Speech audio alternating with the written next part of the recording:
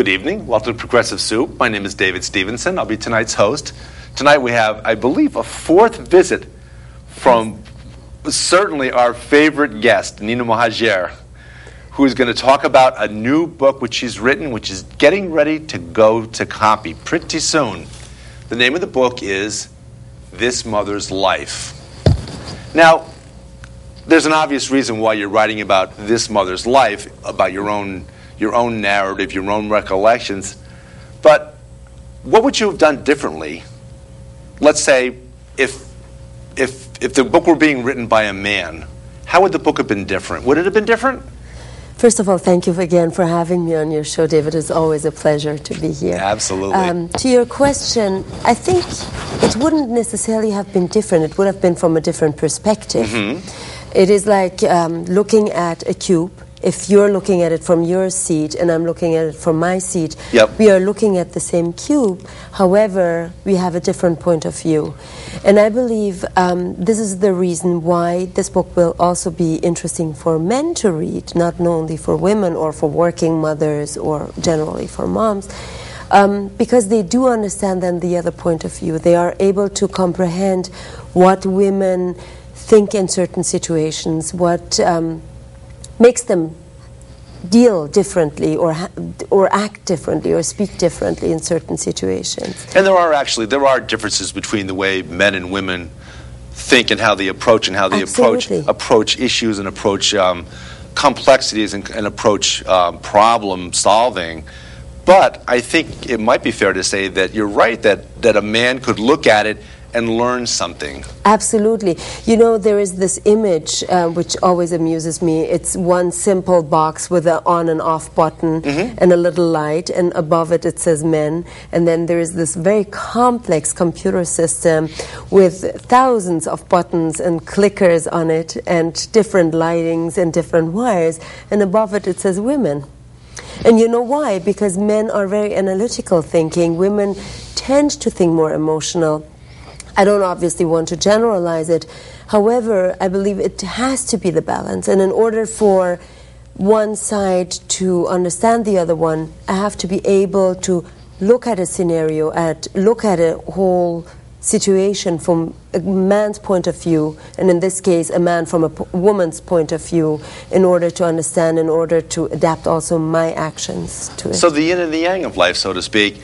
And as the audience may well know, that seen Nina on before, we've spent an entire show, I believe it was an entire show, yes, determining who the Buddha was and whether the Buddha was a man or a woman. That's correct. So let's go back to the book and tell us a little bit more about the substance of the book. What prompted you to write the book? I should start by when I started writing. I always loved to write. I was barely 7 when I started writing short stories. Later on, fascinated by women's issues, women's rights, mm-hmm, took also classes in college. The book I started in 2008. It was right after my previous job, uh-huh, and I was on a break time in between studies and work, and I had started a blog which brought a lot of interest. And first I thought, okay, this is going to be an online diary only, nobody is going to read it.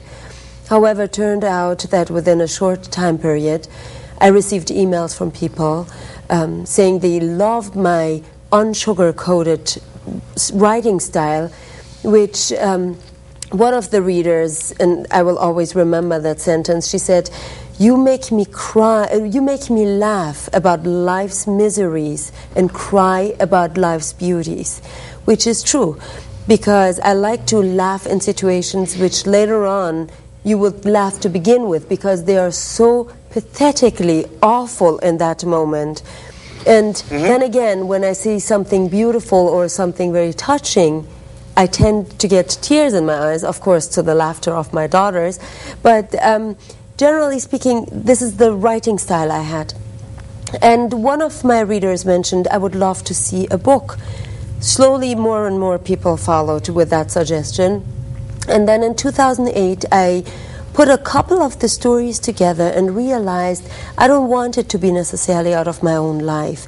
I would like it to be somewhat similar to my life in order for me to give a better perspective out of separation issues or biculturalism or generally out of the standpoint of a working mother.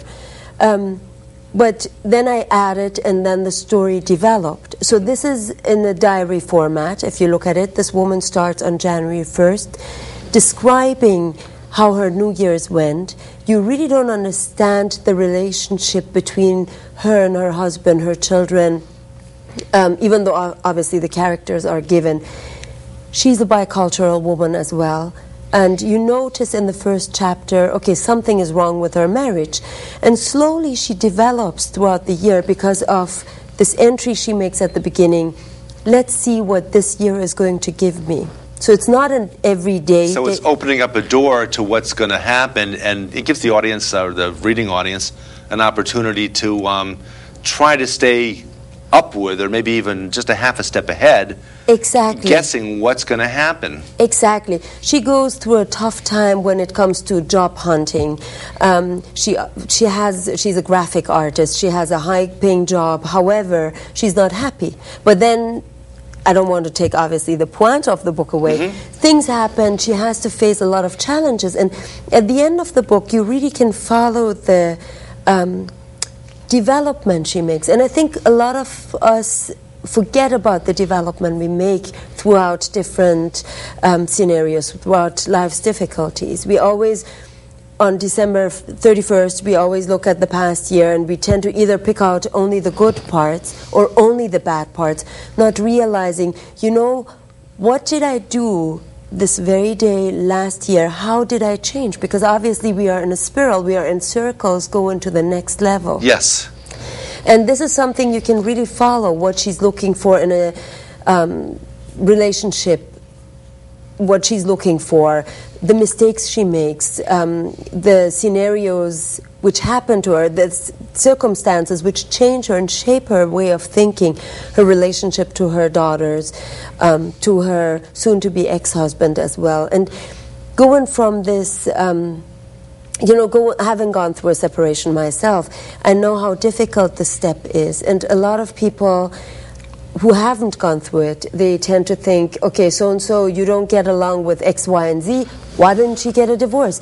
It is not as easy as you might think. It's not a one morning I get up, you know what? It's not working. We're going to get a divorce. It's an entire long, detailed process. Now, is she able to keep, let's say, a couple or three steps in her retrospective? Is she able to look at things fairly quickly after they happen on a day-to-day basis or week-to-week basis? Because you mentioned about New Year's. New Year's, we look back 365 steps, and maybe we haven't even looked at what happened on the previous January 2nd until it's January 1st the following year. And we say to ourselves, oh, okay, now it's time to take a overview of what's happened in the last year. And as you say, we pick out a point here, a point there, a point here, a point there, depending on whether we're an optimist or a pessimist or something in between, and we pick out certain things. But how nice it would be to be able to think about on February 1st, to think about what happened on January 15th and be able to reflect on that. Is this what happens in the book? Is she able to do that? On December 31st, she makes her last entry, and she takes out all those threats, I call them, which happened in her life. One is the separation issue, or generally relationship. The other one, her job. The other one, her daughters.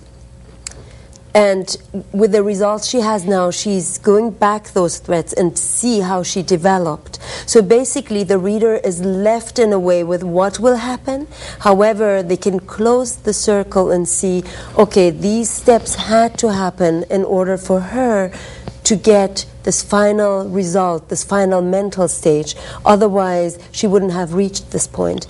And this is based on my own belief, again, going back to Sufism and Buddhism probably. Oh, yes.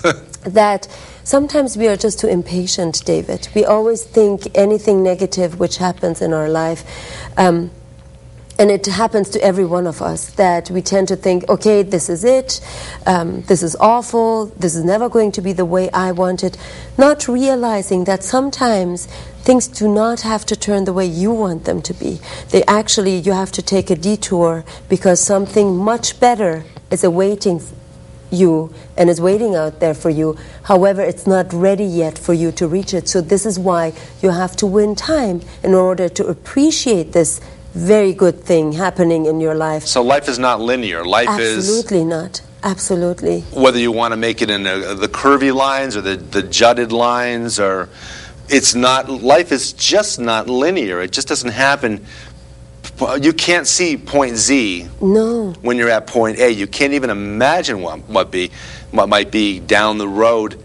And sometimes things happen that are bad, and at the time we say to ourselves, oh my God, this is horrible, my life is over. We get very dramatic about it. Absolutely. And yet looking backwards sometimes, if we could only look forward the way we look backward and say, well, you know, that bad thing happened, but it really, in fact, was a character builder. Absolutely. And it really brought you to the next level of mental next level, next mental level, in order for you to understand that this happening was supposed to be done at that and this time. You know, so sometimes we might think, and a lot of times, again, this always happened to me before, I wanted something certain. If it didn't work out, this was it. Yeah. Nothing is going to work out again. However, 2 weeks down the road, I would understand, okay, this did not work out because of X, Y, and Z, but it brought me to a much higher level now. Or you were able to adapt yourself to a bad situation, make the most of a bad situation, so to speak. And she learns this throughout the entire book, mostly through the emotional level, which goes, again, a lot to her bicultural background. Yes. Unlike me, who is Persian-German, and as you always say, Ridgefieldian. She... First of all, I should mention, this woman doesn't have a name, and I didn't do it on purpose because I want every woman to associate with her.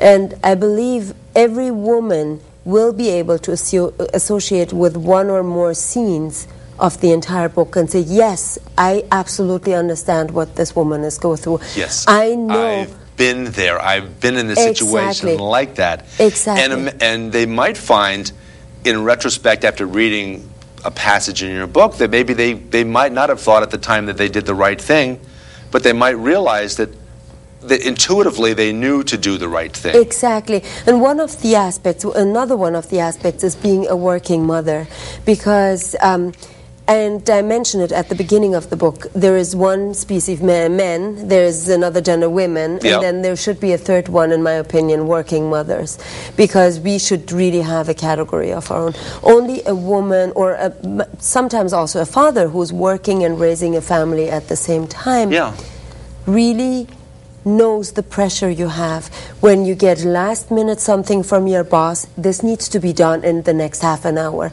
and you look at the clock and notice, okay, you know what, I have to pick up my children from school, so who has priority? My job, which is paying actually for everything in order for me to provide for my children, or my children, because they're the ones at the end choosing which nursing home I end up in, so I better be nice to them. That's the reason why you're working, is to provide for them. Exactly. So trying to balance this, trying to every day balance this stretch and this split between boss and family. And thankfully, I have a tremendously wonderful, wonderful boss. So he's very understanding. So, but still, I had situations, I had jobs in my life where they really did not care.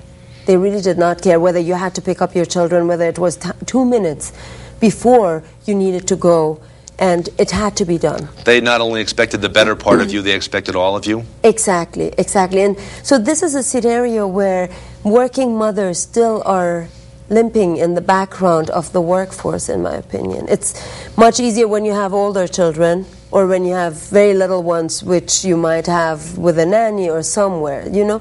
So this is also one of the aspects she deals with.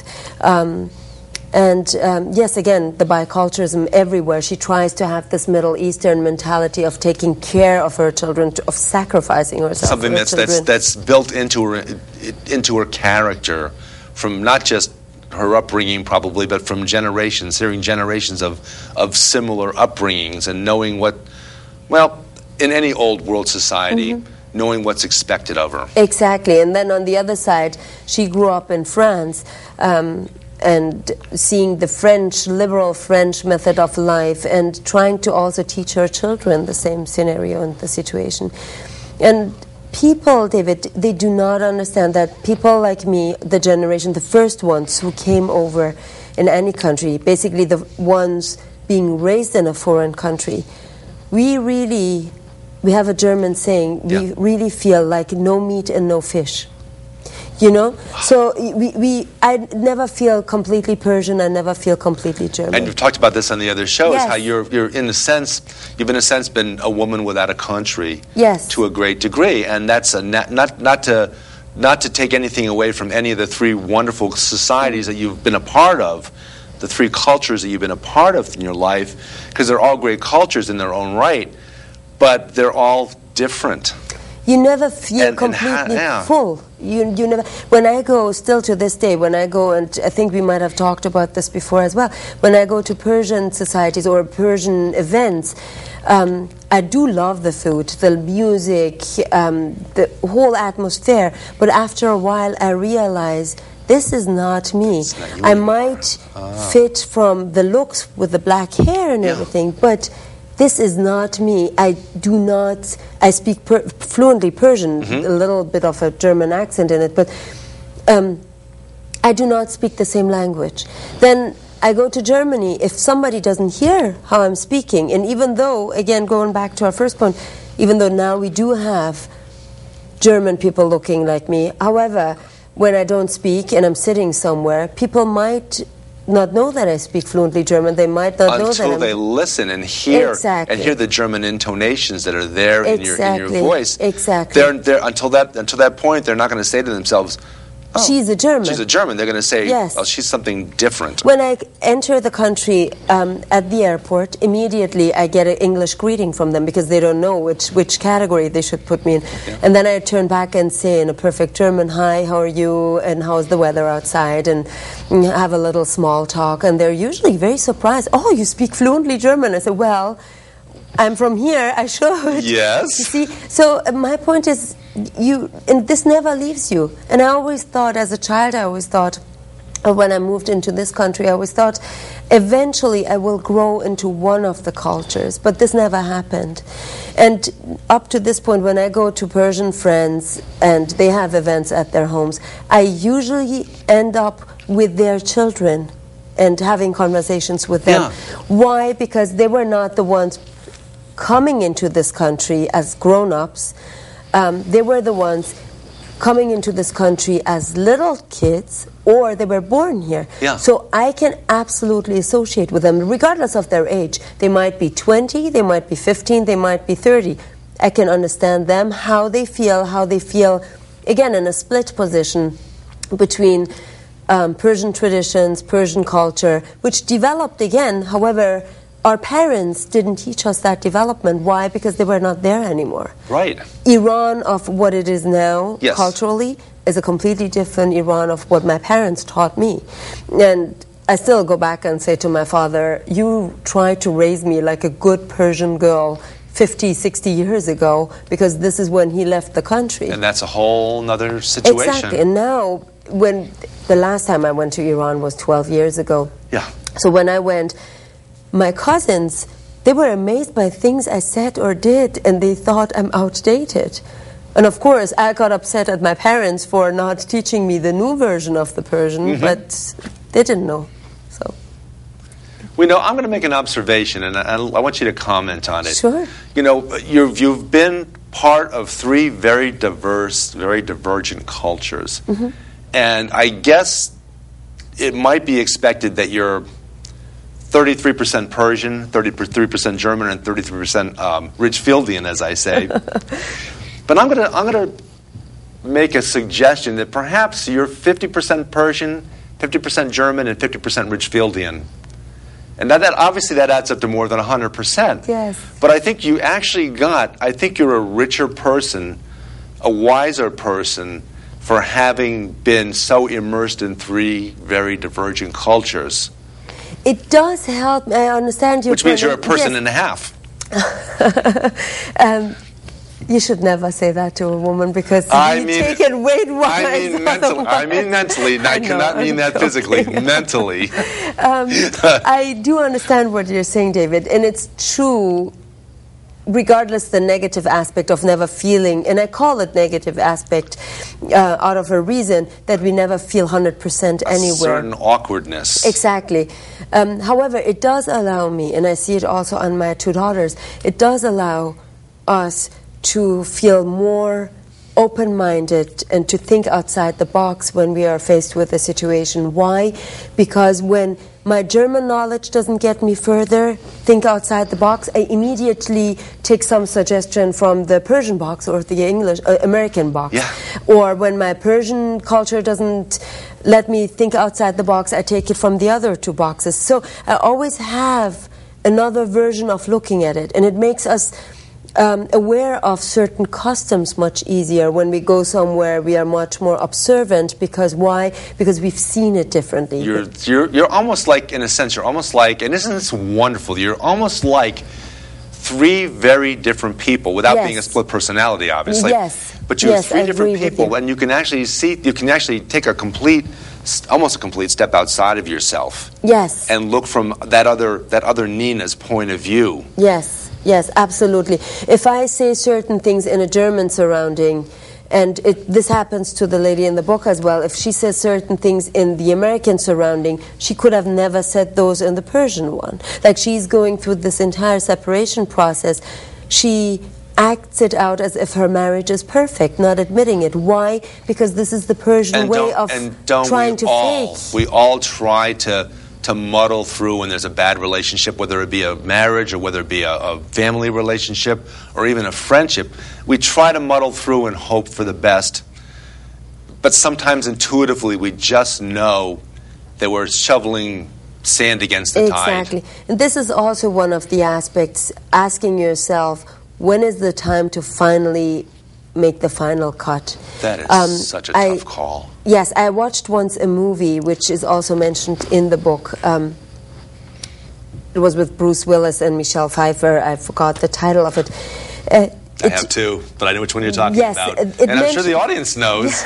It mentions at one point that a marriage, and this always stayed in my mind, a marriage is really like a city. And every fight you have is like a small earthquake. Sometimes those earthquakes happen so you can improve the city. However, finding out when the final earthquake comes, where a remodeling of the city is not able to save it anymore, where you should really say, this was the last one. I have to say. Form and the substructure. Exactly. And sometimes in a relationship, it doesn't necessarily have to be this huge, I call it the door slamming phase, because obviously a separation process, you have the madly falling in love with someone, thinking you could not possibly breathe without that person next to you. Then you go to the realistic stage where you get involved in everyday activities and realize, okay, it's good to come back home to that person. Then you get into this volcano meets tornado stage where it's door slamming and yelling and starting to badmouth families and everything. Then you get into the Cold War stage, which people sometimes forget, and sometimes that cut is usually done in that Cold War I've been in a marriage, stage. and I won't say which one it was because I've been married twice and I'm working on my third one, but I've been in a marriage that was that Cold War stage from day one. And when you're a kid... When you're a kid, when you don't know, when both people come from a family that's where the parents don't really talk things out, where they sort of play that same type of strategy, you learn that, and it's hard to escape. Exactly, and this is also what she's going through. Her brother, she has a brother, he's happily married, has a third child coming along, and she tries to keep her marriage together. She's separated, then she gets back together again, gets separated again. So this shifting, and I'm trying to give my readers again the feeling, if they're women and going through this, and also if there are guys and going through this, this is normal. This thought process is normal. This is absolutely a thought process you have to go through in order to make up your mind whether you want to rebuild your own city or whether you want to say this is it. Time to just let the elements take it and turn it to rubble. Walk away with what you have. Well, walk away with your dignity, with your humanity, and with your sense of self-worth, and start over again. Exactly. So. Wow. So the book is going to be on the market, available to be purchased in 10 days. And I decided, since it's mostly about women's rights, and I don't like to use the word women's rights, that from the author's signings, I will donate a certain amount of my own profit to the Danbury Women's Center. If anyone cannot attend an author's signing, however, would like to still make a donation, they can contact me on my website, and I will give them more details, contact information, and how they can still get a signed copy and make sure that their donation goes to the Danbury Women's Center. How do marriages compare, just completely off the cuff, how do marriages compare in terms of their flexibility and their survivability in the Persian, the German, and the Ridgefieldian culture? That's a good question. I think here in the U.S. people tend to get a quicker divorce than in Germany. In Germany it's much more expensive even than here. It takes a long process. Many of my friends had been or have still are separated in their 5th year of separation. Wow. Yeah. Because the domestic laws are really complicated in Germany in most parts. In Iran, and I wrote actually an article about this, about the divorce rate in Iran. It's called Divorce or Social Suicide, Why Women in Iran Should Not Be Denied the Right to Seek a Divorce. Because women in Iran, even though their situation has been changed now within the past years, they cannot go and seek a divorce unless the husband is an alcoholic, a drug addict, or is violent, or doesn't pay and provide for his family. They cannot go and say irreconcilable differences. That's the societal mores, but I mean, you'll find a similar reverse parallel in America in the sense of child custody.